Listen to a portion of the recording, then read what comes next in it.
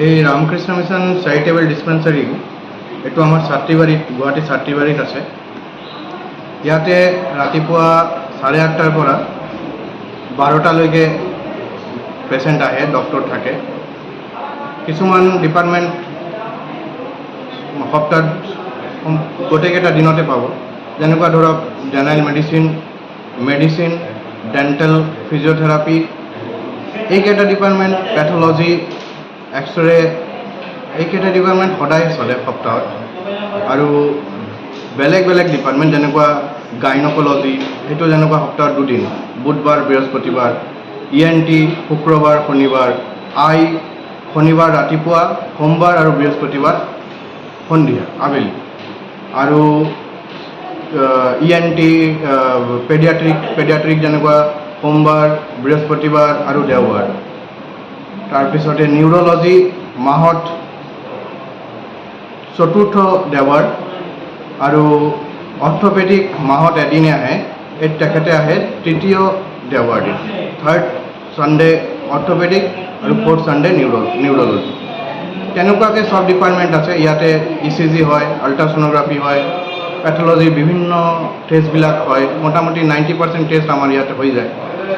আৰু ফিজিঅ'থেৰাপিটো আমাৰ per day 300 ৰুপিজকৈ লোৱা হয়। আৰু বাকী যিবিলাক টেষ্ট, ঔষধ টোটালি ফ্ৰী দিয়া হয়, যি আমাৰ থাকে এইটো আমি দি দিওঁ। আৰু ডক্টৰৰ ৰেজিষ্ট্ৰেশ্যন ফিজ অকল 30 ৰুপিজ ৰেজিষ্ট্ৰেশ্যন কৰিলে, তাৰপিছতে আৰু একো টকা দিব নালাগে ডক্টৰৰ কাৰণে। যদি ডক্টৰে কিবা টেষ্ট লিখে, তেতিয়াহ'লে আল্ট্ৰাছ'ন'গ্ৰাফি লিখে বা এক্সৰে লিখে, তেতিয়াহ'লে বাহিৰতকৈ বহুত কম মূল্যতে আমাৰ ইয়াত কৰা হয়।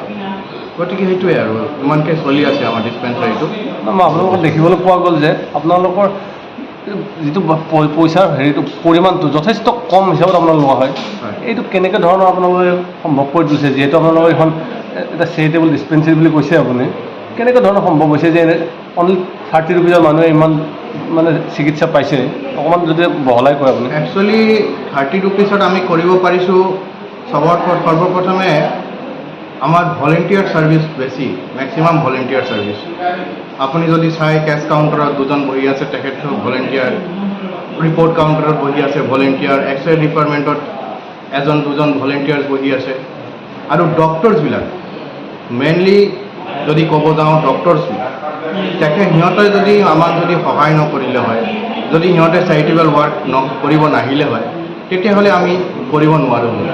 কিয়নো ডক্টৰছবিলাকক যদি আমাক সিহঁতৰ হিচাপত যদি দৰমহা দিব লগা হ'লা হয়, তেতিয়াহ'লে সেইটো আমাৰ দ্বাৰা সম্ভৱ নহ'লে হয়। কিন্তু কিছুমান সমাজ সেৱক ডক্টৰবিলাক আছে, মানৱ দৰদী ডক্টৰ আছে, যিসকলে নিজে আহে যে মহাৰাজ মই ইয়াত ছাৰ্ভিচ দিব বিচাৰোঁ।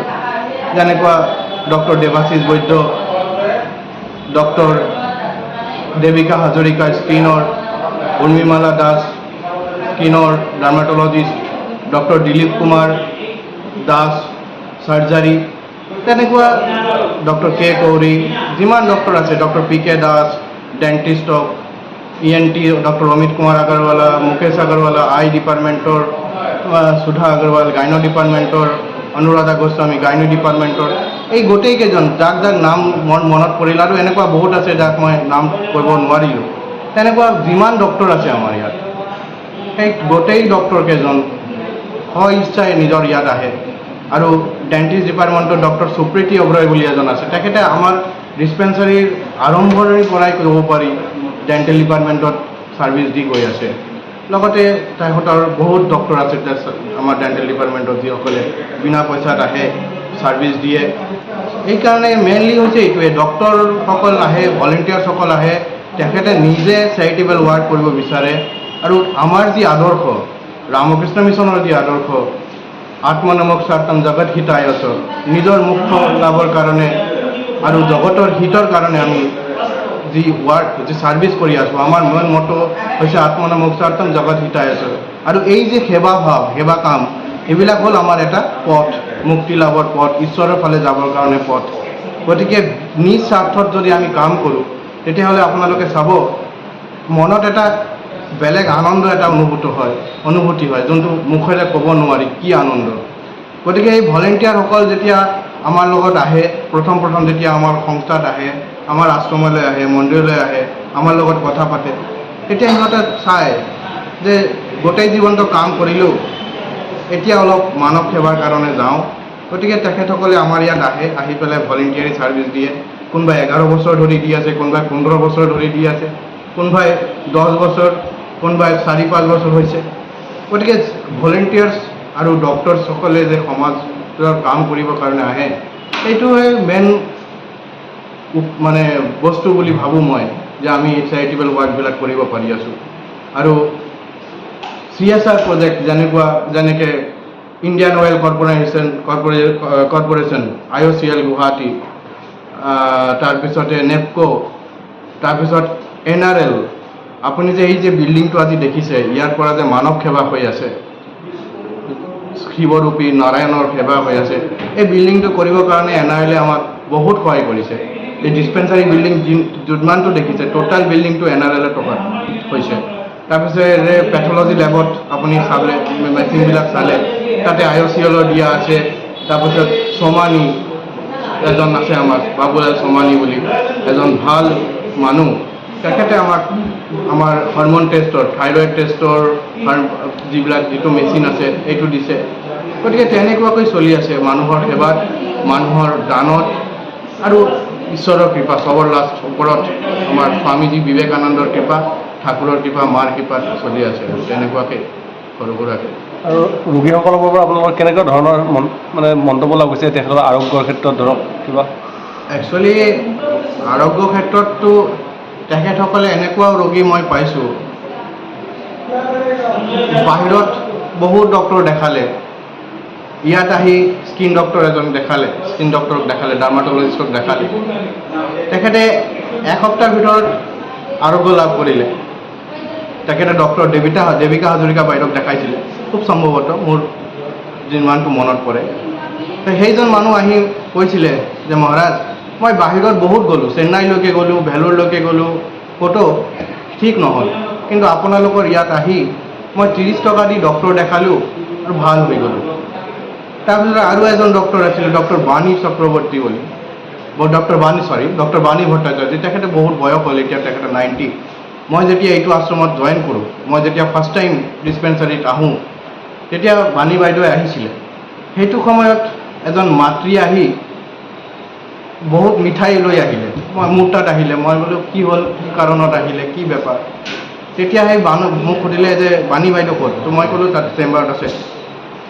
তেতিয়া বাণী বাইদেউৰ ওচৰত গৈ ৰোগীজন কান্দি আছিলে যে তেখেতে গৰ্ভৱতী হ'ব পৰা নাছিল তেওঁ বাচ্চা হোৱা নাছিলে বাণী বাইদেউৰ ট্ৰিটমেণ্টত তেতিয়া মই সেই ডক্টৰজনীৰ মুখৰ পৰা বাইদেউজনীৰ মুখৰ পৰা শুনিলোঁ যে মই একো কৰা নাই মন্দিৰটোত যোৱা তাত মা বহি আছে মাৰ ওচৰত প্ৰাৰ্থনা কৰা মাৰ কৃপাত চব হৈছে গতিকে আমিও তেনেকুৱাই পেচেণ্টক কওঁ যে ৰামকৃষ্ণ মিছনত আহি ডক্টৰ দেখুৱাটো এইটোতো এটা আছেই এইটো এটা পাৰ্ট আছে কিন্তু ইয়াত যে আধ্যাত্মিক পৰিৱেশ আমাৰ ওচৰত যে মন্দিৰটো ঠাকুৰ মা স্বামীজী যে বহি আছে এটা কথা মনত ৰাখিব ৰামকৃষ্ণ মিছন কিন্তু তেওঁ ঠাকুৰৰ দ্বাৰাই পৰিচালিত হৈ আছে আমি একো কৰা নাই আমি অকল দায়িত্ব এটা দিছে ইয়াত বহি আছোঁ ভাল হোৱা চব ঠাকুৰৰ ওচৰত ইয়াত আহিলে এটা আধ্যাত্মিক ভাৱ পায় মই ভাবোঁ এইটো এটা বিশাল বহুত ডাঙৰ এটা বস্তু যে আধ্যাত্মিকতাৰ মাজত থাকি এটা ভাৱ শুদ্ধ ভাৱ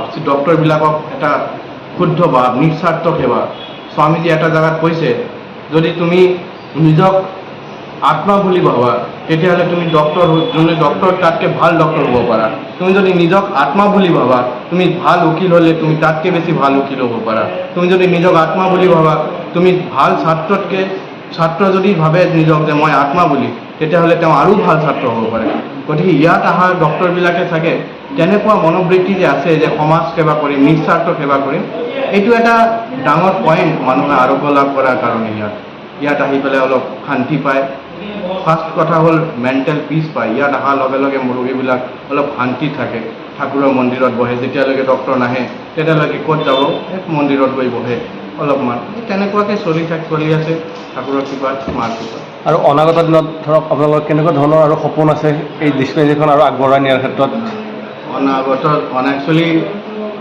বহুত আগবাঢ়িছে ডিছপেঞ্চাৰীখন বহুত আগবাঢ়িলে ধৰক আৰু নতুন নতুন কেনেকুৱা ধৰণৰ আৰু বেমাৰৰ কি ট্ৰিটমেণ্ট কেনেকুৱা ধৰণৰ আনিব বুলি ভাবিছে?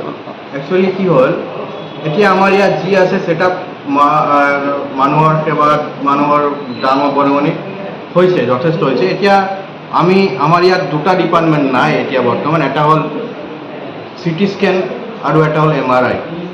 গতিকে এতিয়া আমি চাই আছোঁ, যদি তেনেকুৱা সদাশয় ব্যক্তি পাওঁ যোনে অলপমান সহায় আগবঢ়াব বিচাৰে, তেখেতসকলক ওচৰত প্ৰাৰ্থনা যে আমি এতিয়া CT স্কেন ইউনিট এটা খুলিব বিচাৰিছোঁ। MRIটোৰ পিছত, MRIটো বহুত টকাৰ কথা, CT স্কেনটোও বহুত টকাৰ, তথাপিও CT স্কেনটো আমি অলপ কৰিব পাৰি চেষ্টা কৰিলে। কিন্তু কিয়নো বহুত পেচেণ্ট আহে যে মহাৰাজ ইয়াত CT স্কেন হয় নে নহয়। যদি বাহিৰৰ CT স্কেনৰ বহুত দাম, যদি ইয়াত কৰিব পাৰোঁ, মই ভাবোঁ যে মানুহবিলাক আৰু উভতি যাব নালাগে, অলপ সকাহ পাব। আৰু তেনেকুৱাকৈ আৰু আমাৰ ইয়াত তেনেকুৱা নহয় যে সমাজৰ অকল তল পৰা শ্ৰেণীৰ মানুহৰ কাৰণেই হয়, তেখেতসকলৰ কাৰণে আছে, বহুত সুবিধা আছে, কিন্তু চবেই আহিব পাৰে, একো নাই, আৰামত ট্ৰিটমেণ্ট ল'ব পাৰে, জাতি বৰ্ণ নিৰ্বিশেষে ইয়াত আহি ট্ৰিটমেণ্ট ল'ব পাৰে।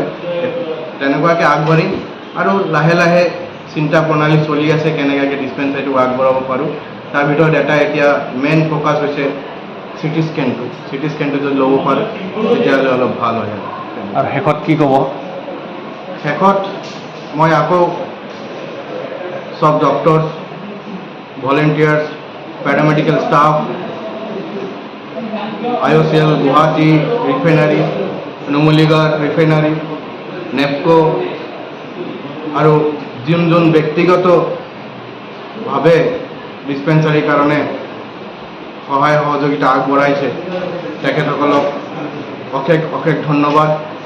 আৰু লগতে ঠাকুৰ মা স্বামীজীৰ ওচৰত মোৰ প্ৰাৰ্থনা, এই জগতৰ সকলো মানুহে সুস্থ থাকক, ভালে থাকক, আনন্দত থাকক, সকলোৱে যাতে সেই যে ঐশ্বৰিক আনন্দ, সেই আনন্দটো যাতে পায়।